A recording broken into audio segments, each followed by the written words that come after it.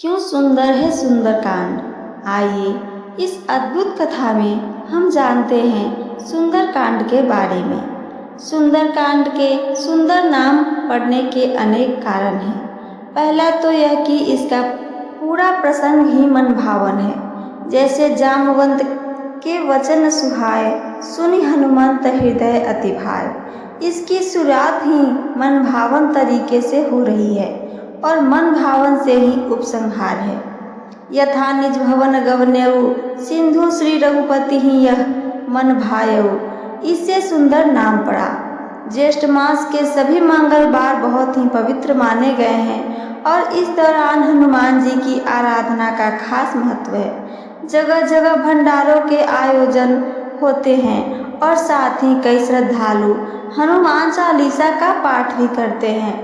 हनुमान जी की आराधना के लिए खास तौर पर सुंदरकांड के पाठ का भी महत्व बताया जाता है। रामायण और रामचरितमानस में शामिल सुंदरकांड का महत्व इसलिए भी अधिक है क्योंकि एक तो इसमें हनुमान जी के चरित्र का बहुत सुंदर वर्णन है और दूसरा कि यह देवी सीता का पहली बार ही पता चलता है। सवाल यह उठता है कि सुंदरकांड को सुंदर क्यों कहा गया और किस आधार पर इसका नाम पड़ा। अध्यात्म रामायण के अंतिम श्लोक के प्रथम चरण में रामायणम जनमनोहर मादि काव्यम अर्थात रामायण को जनमनोहर लोगों के मनों को हरने वाली बहुत प्रिय आदि काव्य कहा गया है। समस्त रामायण ही मनोहर है, उसके अंदर सुंदरकांड अत्यंत मनोहर है। जिस प्रकार महाभारत का विराट पर्व सर्वश्रेष्ठ अंश है, उसी प्रकार रामायण में सुंदरकांड सर्वश्रेष्ठ अंश है।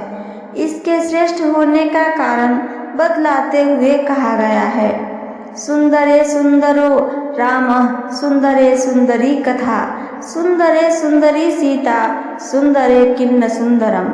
अर्थात सुंदरकांड में राम सुंदर है, कथाएं सुंदर है और सीता सुंदर हैं, इसलिए सुंदरकांड बहुत ही सुंदर है। इस विषय पर और प्रकाश डालते हुए प्रयागराज स्थित विशालाक्षी शक्तिपीठ के अध्यक्ष अखंडानंद जी महाराज बताते हैं कि सुंदरकांड में प्रधान दो चरित्र हैं, सीता जी और हनुमान जी।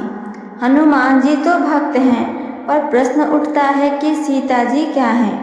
असल में श्री राम और सीता जी एक दूसरे से अलग नहीं हैं। गिरा अर्थ जल बीच सम कहियत भिन्न न भिन्न, देवी सीता शक्ति हैं और श्री राम शक्तिमान। एक होने पर भी शक्ति शक्तिमान की भक्त है। ऐसे में राम ही सीता बनकर सुंदर हो रहे हैं। श्री राम तापनियोपनिषद में कहा गया है, यो हवै श्री रामचंद्र स भगवान या जानकी भूर्भुवः स्वस्तस्य वै नमो नमः। यानी कि श्री रामचंद्र जी साक्षात भगवान हैं और जानकी जी भूर्भुवः स्वरूप हैं, इसलिए उन्हें नमस्कार है। इसी तरह पंडित विजयानंद त्रिपाठी जी कहते हैं, मन भावन कांचीपुरी हनुमत चरित्र ललाम, सुंदर सानु कथा तथा ताते सुंदर नाम। इस कांड के सुंदर नाम पड़ने से अनेक कारण हैं। पहला तो यह कि इसका पूरा प्रसंग मन भावन है। जैसे जामवंत के वचन सुहाए, सुनि हनुमंत हृदय अति भाए। इसकी शुरुआत ही मन भावन तरीके से हो रही है और मन भावन से ही उपसंहार है। यथा निज भवन गवनेऊ, सिंधु श्री रघुपति ही यह मन भायऊ। इससे सुंदर नाम पड़ा। दूसरा यह कि पांचवा सोपान पांचवी मोक्ष पूरी कांची है। जिस तरह कांचीपुरी के दो भाग हैं, शिव कांची और विष्णु कांची, इसी तरह इस काल में दो चरित्र हैं, पूर्वार्ध में हनुमत चरित्र, उत्तरार्ध में रामचरित्र। इसलिए हरिहरात्मक होने से भी इसका नाम सुंदर पड़ा। तीसरे इसमें रामायण के श्री रत्न हनुमान जी का चरित्र है, इसलिए भी सुंदर नाम पड़ा। चौथा त्रिकुटाचल के 3 शिखर हैं, नील, सुंदर और सुबेल। वहीं इस कांड में सुंदर शिखर संबंधी कथा है, जिस पर अशोक वाटिका भी थी, इसलिए भी रामायण के इस भाग का नाम सुंदर कांड पड़ा। इस कांड में सभी कुछ सुंदर है। इस पार सिंधु तीर एक भूधर सुंदर, उस पार कनक कोटि विचित्र मणिकृत सुंदर आयतन घना। जिस मुद्रिका को लेकर हनुमान चले वह सुंदर। तुलसी बाबा लिखते हैं, तब देखी मुद्रिका मनोहर राम नाम अंकित अति सुंदर। और सुनहु तात मोहि अतिशय भूखा, लागी देख सुंदर फल रूखा।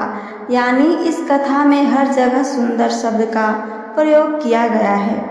पांचवा कारण यह है कि यह कथा अति सुंदर है। सावधान मन करी पुनि शंकर, लागे कहन कथा अति सुंदर। अतः सुंदर नाम यहाँ से भी आया है। इस कांड में एक भी प्रसंग ऐसा नहीं जिससे आदर न उत्पन्न होता हो, मन प्रसन्न न होता हो। बहुत प्रसंग ऐसे हैं जिससे हृदय खुशी से भी द्रवित हो उठता है और दुख से भी। जब हनुमान जी पहली बार सीता जी को अशोक वाटिका में देखते हैं, तो पाठक भी उनकी आंखों से देवी सीता का दर्शन कर लेता है। यह क्षण खुशी का भी है कि आखिरकार सीता जी का पता मिल ही गया।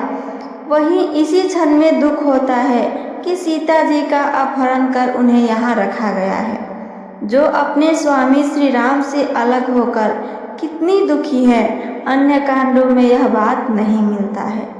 सुंदर कांड इसलिए भी सुंदर है क्योंकि इस कांड में हनुमान जी को भगवती पराशक्ति माता सीता के दर्शन हुए। हनुमान जी ने 6 काम किया। एक एक कार्य के बदले एक एक आशीर्वाद माता सीता ने उन्हें दिया। 6 काम कुछ इस प्रकार हैं।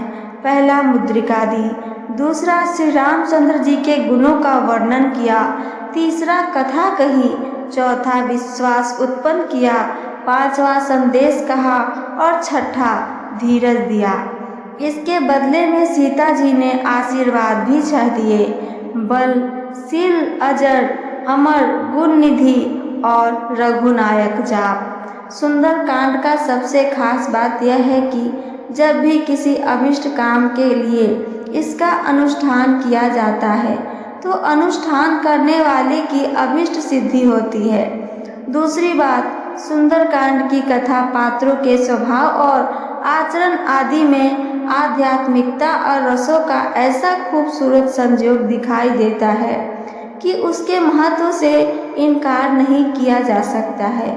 इसलिए सुंदर कांड को सबसे सुंदर कहा गया है। तो ये थी मेरी आज की जानकारी। मेरी जानकारी आप सबको पसंद आई हो तो चैनल को सब्सक्राइब करके वीडियो को लाइक करना ना भूलें। साथ साथ अपना एक प्यारा सा कमेंट करके हमें ज़रूर बताइए। सुनने के लिए धन्यवाद। जय श्री राम।